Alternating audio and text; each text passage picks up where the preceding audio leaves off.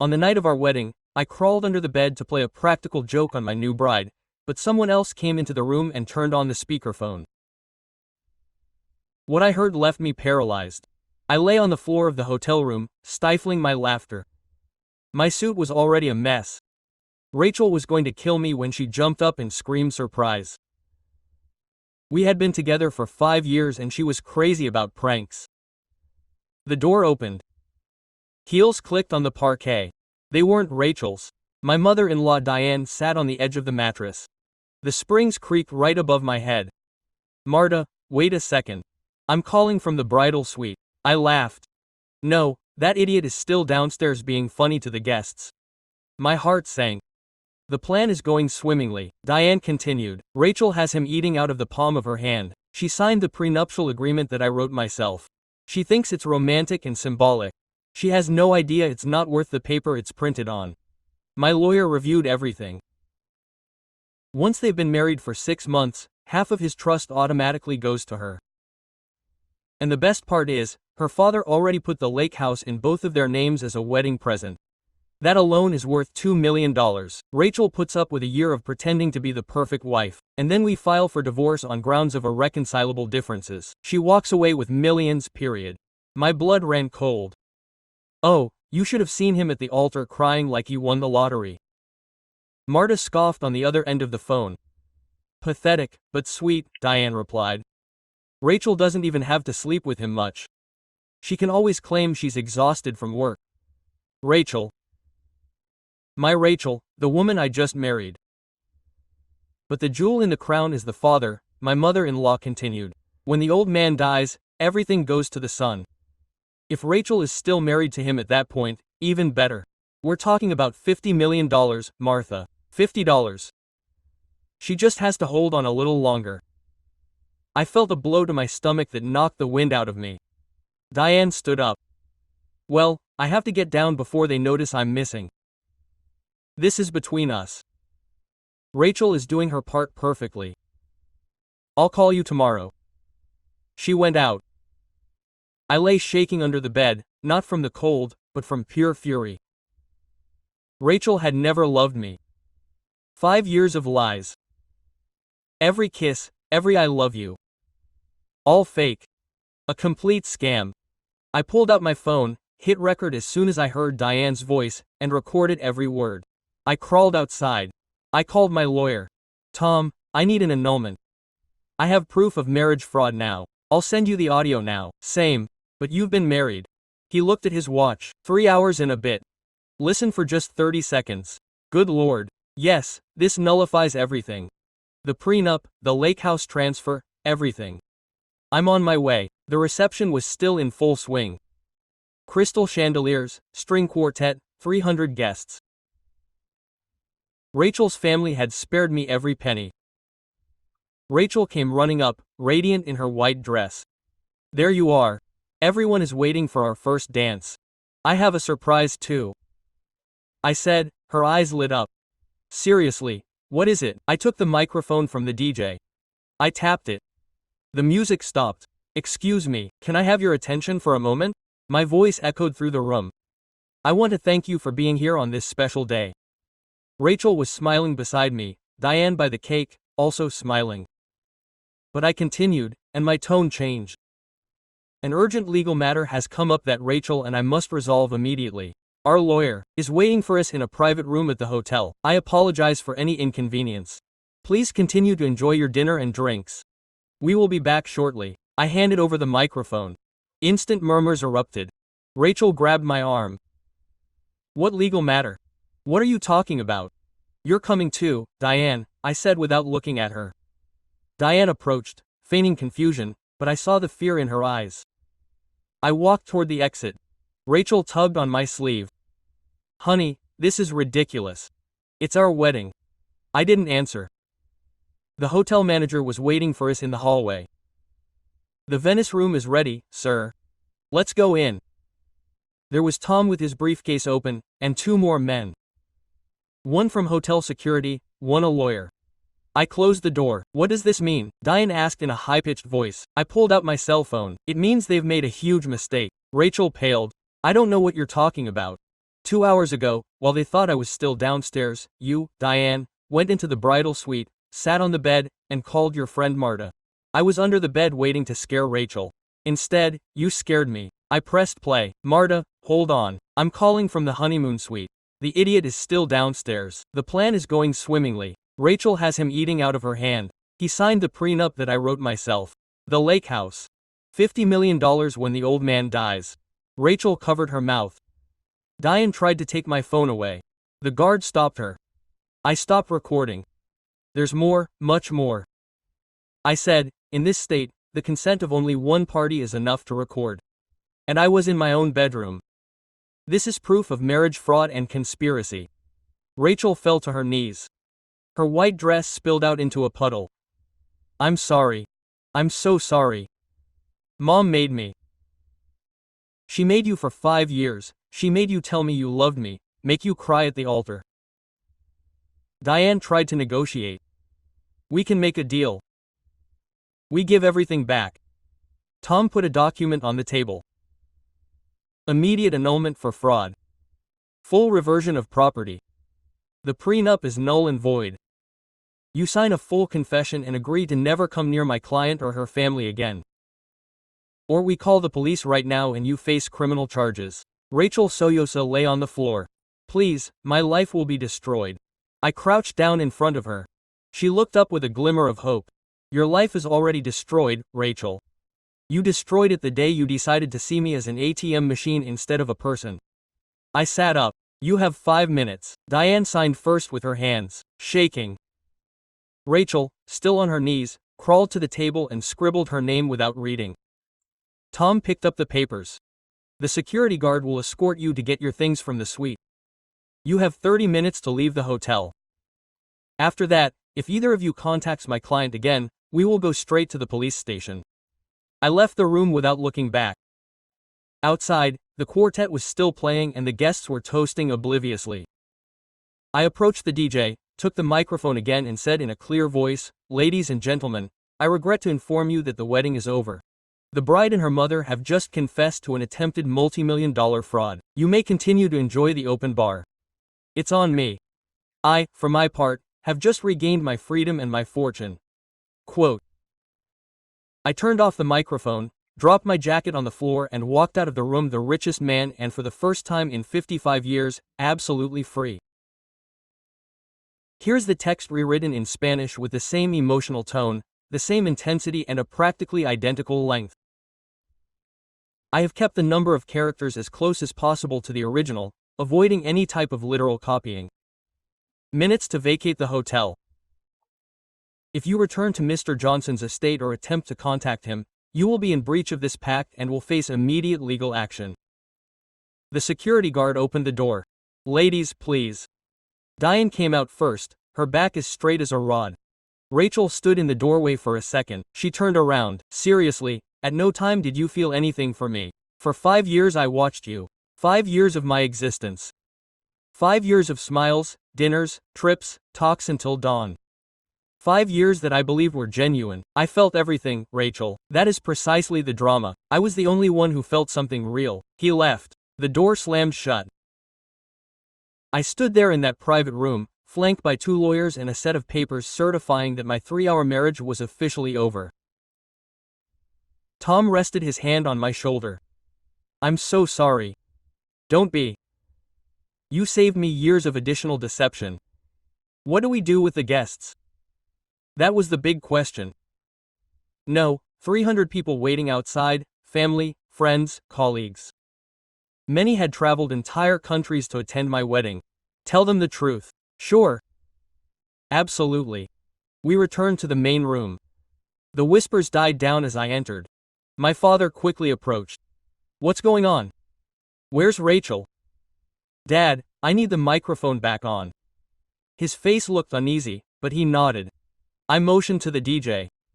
The music stopped again. I took the microphone. I know this is unusual. I know everyone was expecting an unforgettable party tonight. I took a deep breath. There will be no wedding. Rachel and her mother committed marriage fraud. I have proof. My lawyer has the recordings. The link has been cancelled. The silence was absolute. Then a voice, my Aunt Margaret. Scam. What kind of scam? The kind where someone marries for money after planning it meticulously for years. The kind where the mother of the bride orchestrates every move to get her hands on my inheritance. Murmurs erupted, gasps of shock, of fury. My father took the stage. Please, calm down. His voice was firm. I understand this is shocking. Truth be told, I'm just as shocked as you are, but my son is the victim here. Rachel Miller and her mother have fooled us all. My best friend Daniel pushed his way through the crowd. Is there anything you need? How can we help? I need everyone to come home. The hotel will keep the bar open for another hour. Food will be closed, but please understand that I need to be alone. People began to stir. Some came up to hug me, others shook their heads in disbelief. My mother was crying, my father was hugging her. I should have noticed something, she whispered. I should have seen this coming. No, Mom. They were professionals. They'd done this before. Her eyes widened. Tom's been investigating before. It seems Diane has a pattern. She's targeting wealthy men. She's using Rachel as bait. This wasn't the first time. My father tensed. I'm going to destroy them. I put my hand on his arm. They're already destroyed. They lost everything tonight. That's enough. But even as I said it, a part of me knew it wasn't true. It still wasn't enough. That night, alone in the suite I should have shared with my wife, I stared at the bed I'd hidden under.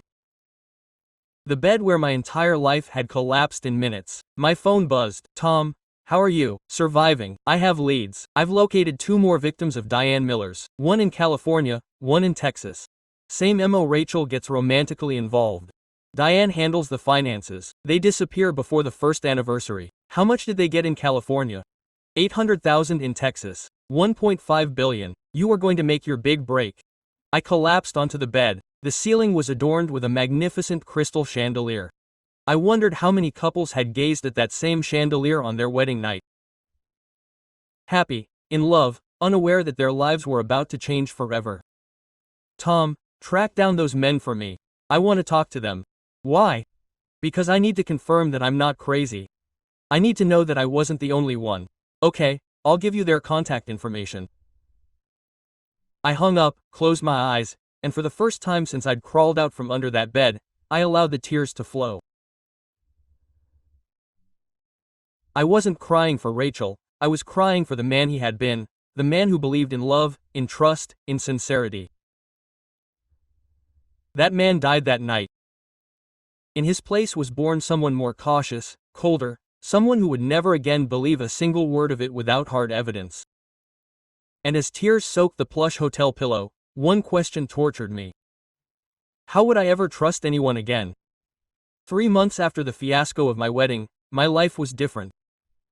The annulment went smoothly. The recording from under the bed was irrefutable proof. Tom got back every dollar, every piece of real estate, every asset that Rachel and Diane had intended to keep. The lake house was reverted to my name. The fideicomiso was never touched. The fake prenup was declared legally null and void. That marriage never happened. Emotionally, the wounds were still raw. I buried myself in my work.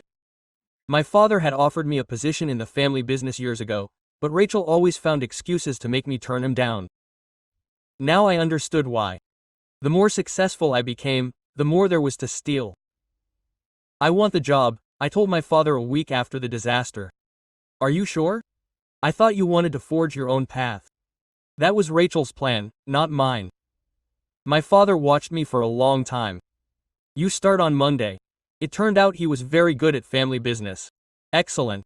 In fact, in 2 months I closed 3 deals that made millions in profit.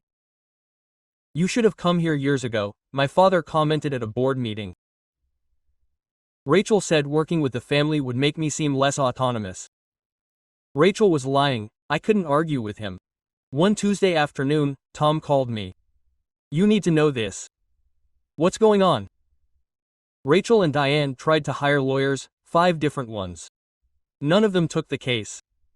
Why? Because your record is flawless. There's no defense. Any lawyer who represents you knows he's going to lose. Besides, your family has clout. No one wants to go up against you over clients who are clearly guilty. I felt a faint sense of satisfaction. It wasn't much, but it was something. Where are they now? Diana has rented a small apartment on the west side. Rachel lives with her. They're both looking for work. No one will hire them. The story got out, through social circles. Everyone knows what they did. I hung up, feeling strange. It wasn't exactly joy, it was relief. They were paying the price. I was rebuilding my life. But then my father called me into his office one Thursday. His face was serious. Sit down. I sat down. What's going on? I have to tell you something I should have told you months ago. My stomach dropped. What? Rachel visited me a year ago. She came to my office while you were away. Why? She said she wanted to get to know me better, that as future families we should get along. My father looked embarrassed. She was very persuasive. We talked business, about the company. I revealed financial details I should never have mentioned. What details? The value of our assets, growth projections, the structure of my will. He closed his eyes. I understood now that he was compiling data, calculating how much they could get.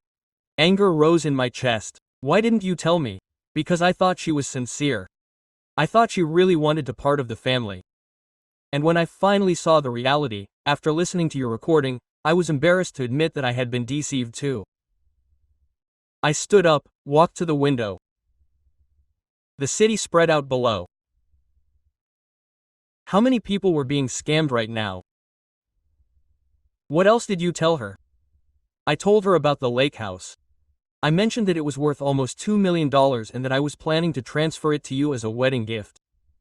She paused. That conversation was 3 months before the ceremony.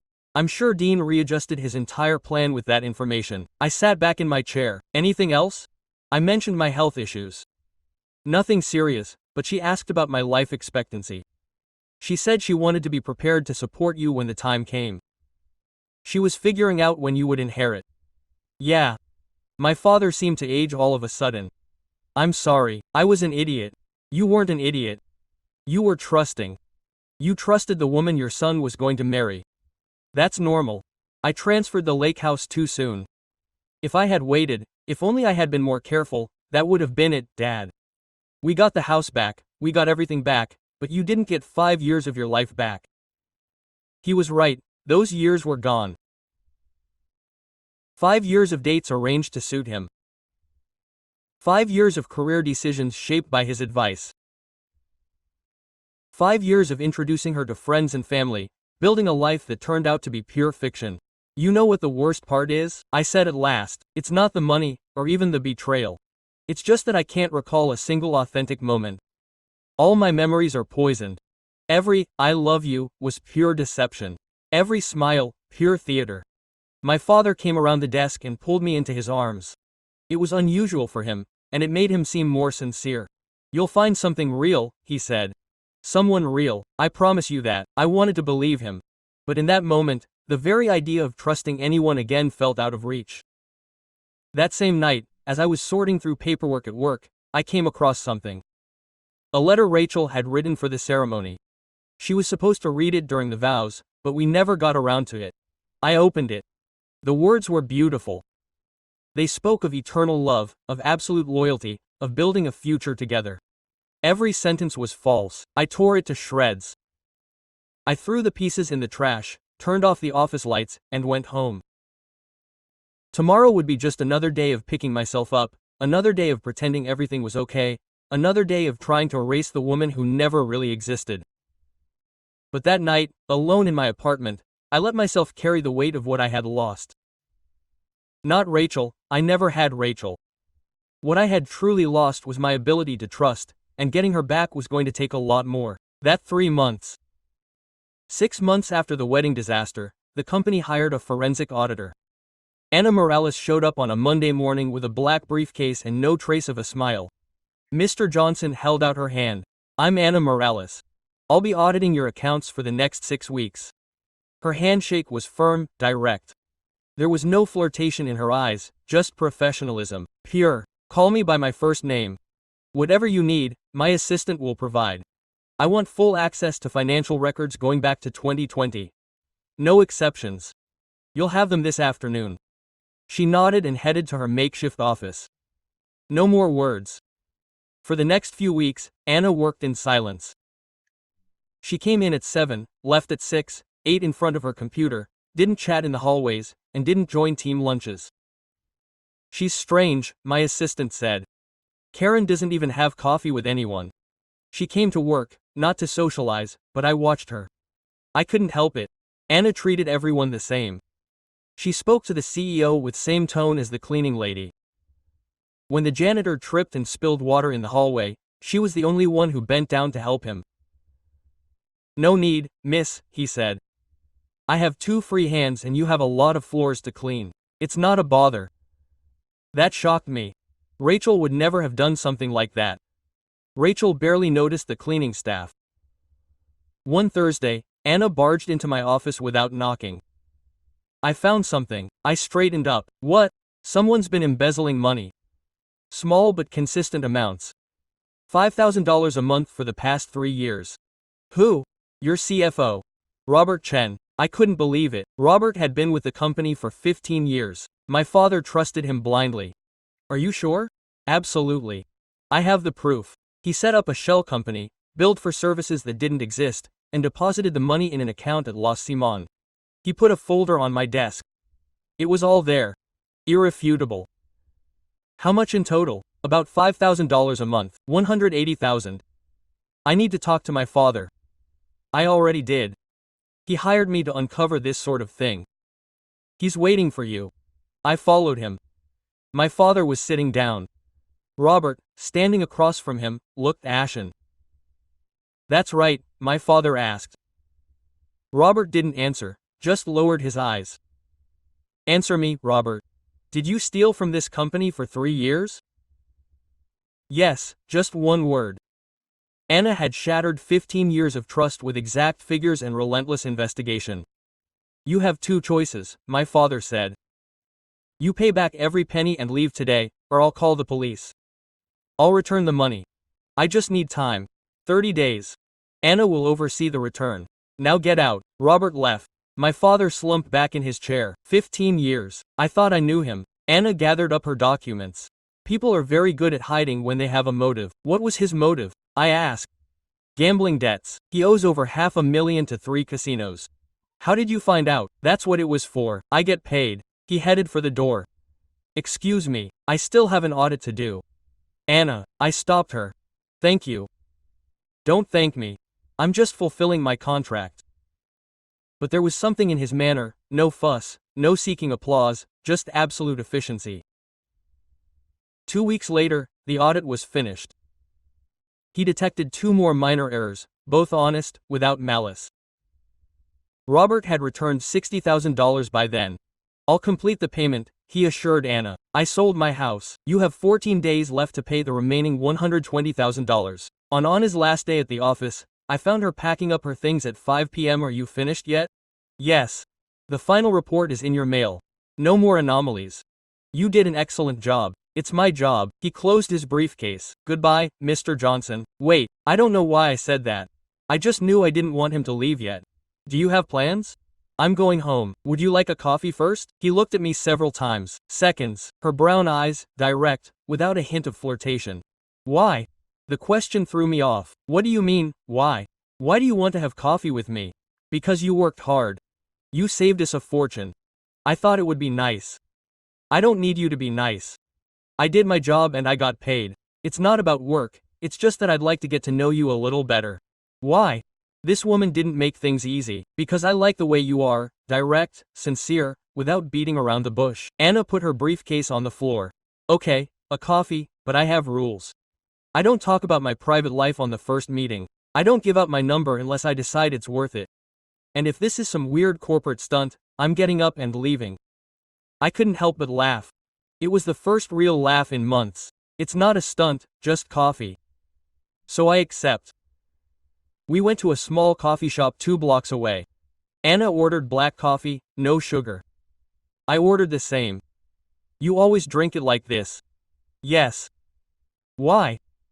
Simple, curiosity. Coffee curiosity is unusual. Maybe I am unusual. Maybe. She took a sip. Jealous of your wedding. My stomach clenched. What do you know, your fiancé tried to scam you. That there are recordings? That the annulment was plastered all over the place. All true. That's why you're interested in someone like me, someone predictable, no surprises. I stared at her. You're always so direct. Saves time. I drank my coffee, it burned, I scalded my tongue. You're right. Part of me is attracted to honest people now, but not just for that. So why? Because when the janitor spilled the water, you helped him. No one else did. That says a lot about you. Anna didn't respond right away. She took another sip. Do you want to know something about me? Yes, I was married. My husband died in a car accident 4 years ago. I've only worked since then. I don't date anyone. I don't trust easily and I certainly don't seek romance. I understand, really. Yeah. I'm not looking for romance either, I just wanted to have coffee with someone real. He looked at me for a long moment and nodded. We can have coffee again as colleagues. No expectations, no expectations. I accepted. We finished our coffees talking about work, numbers, safe topics.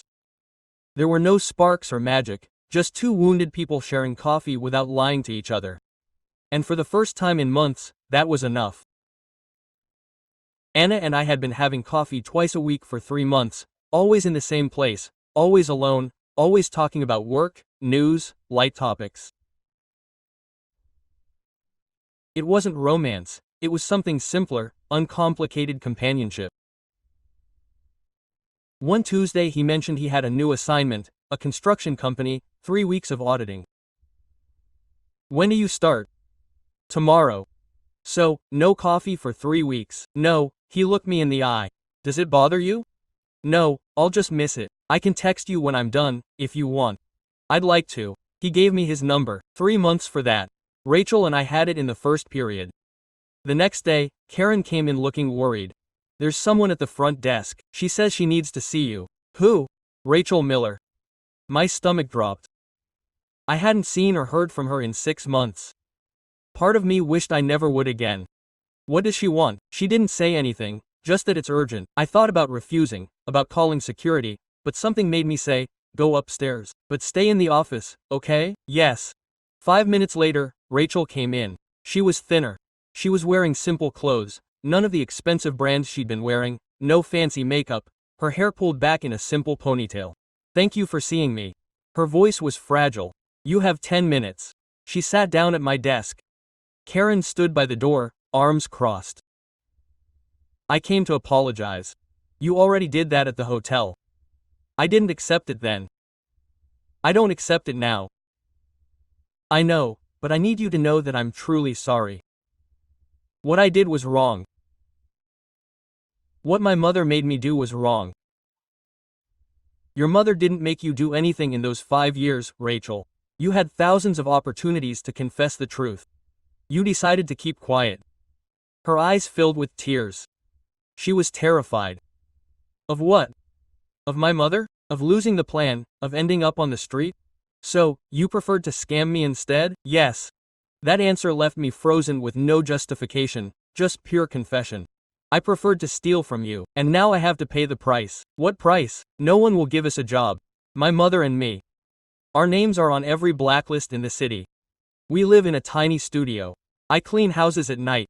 I felt no pleasure, no compassion, only emptiness. Perfect. You fed on deception. You ruined 5 years of my existence. Cleaning houses is a mild punishment compared to prison. Rachel wiped her cheeks. I didn't come to ask you for money or a job. I just came to apologize in person and tell you something you deserve to know. What? That I did love you. Maybe not from the first day, but at some point in those 5 years I truly fell in love, and that made everything worse because I knew perfectly well what I was going to do to you. I stood up.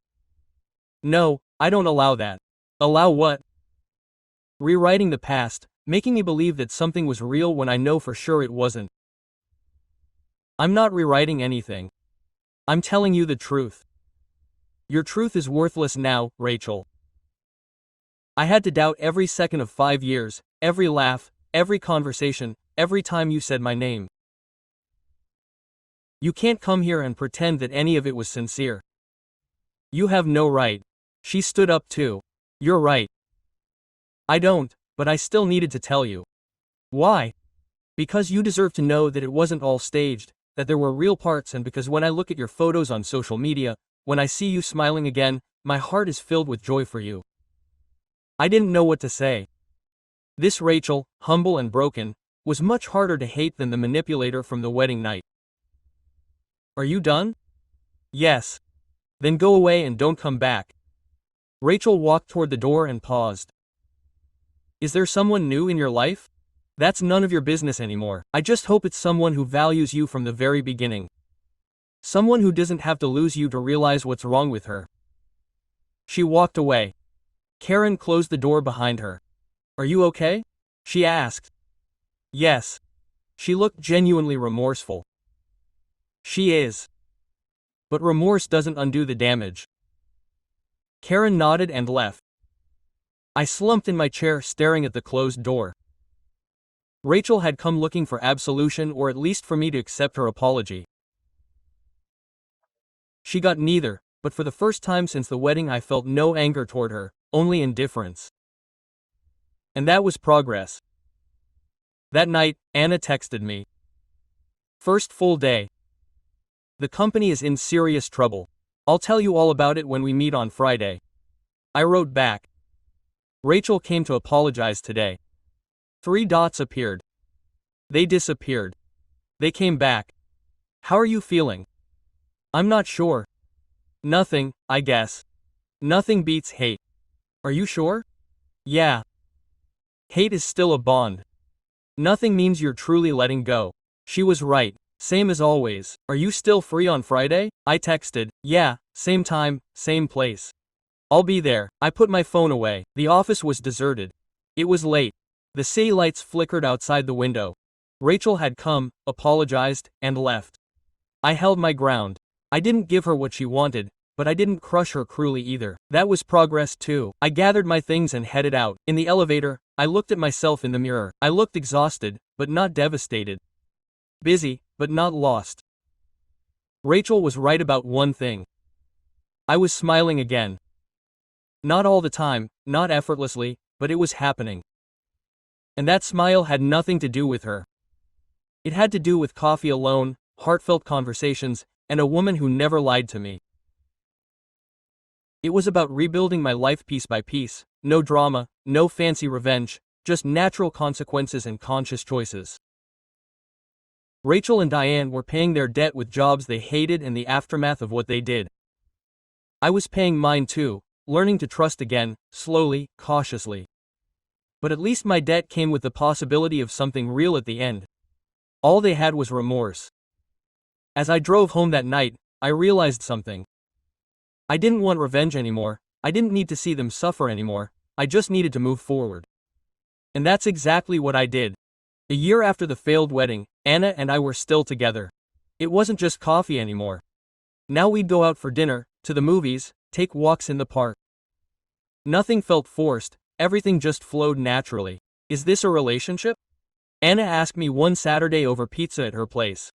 I don't know, do you want it to be? I want to know what we are. I hate things that aren't defined. It's whatever works for us. Anna looked at me with that candor I valued so much.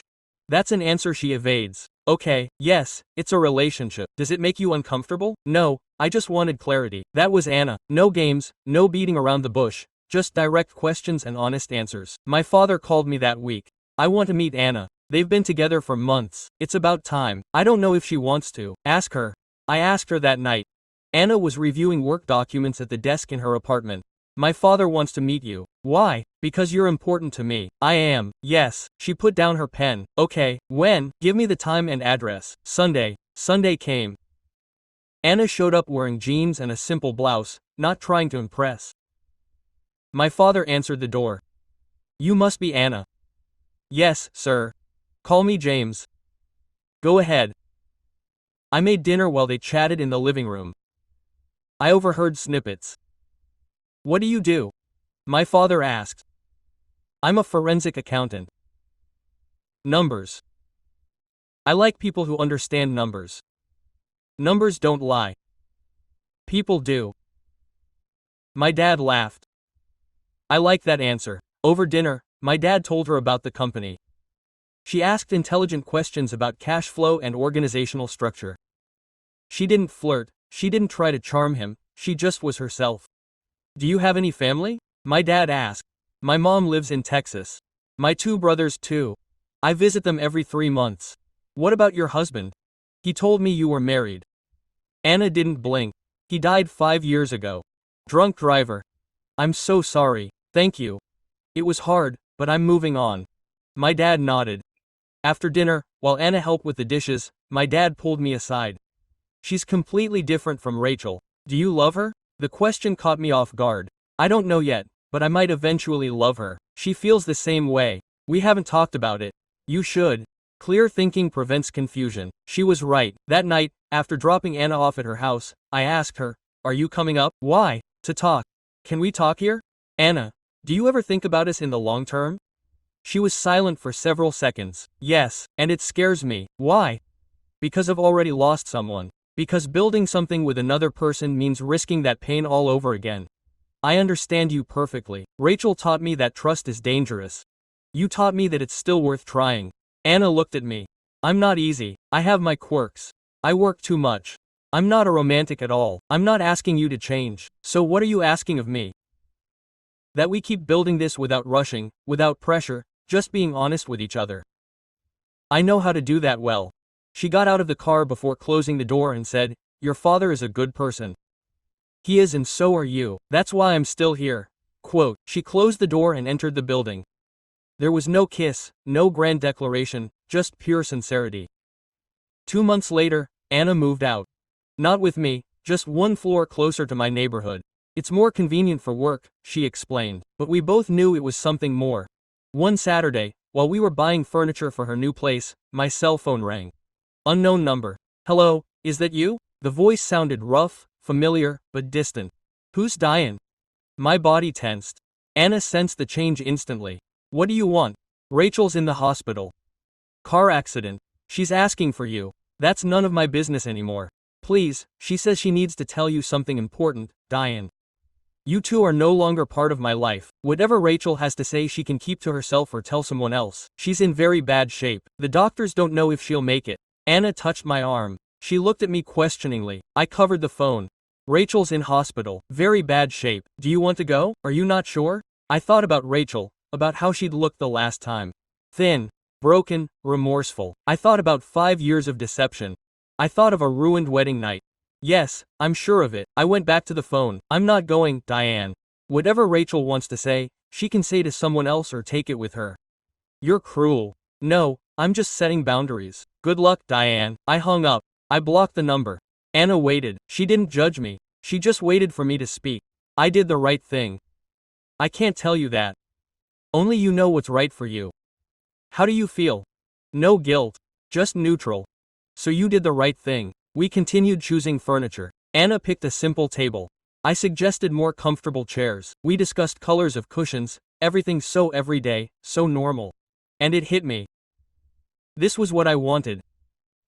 No drama, no manipulation, just a quiet life with someone honest.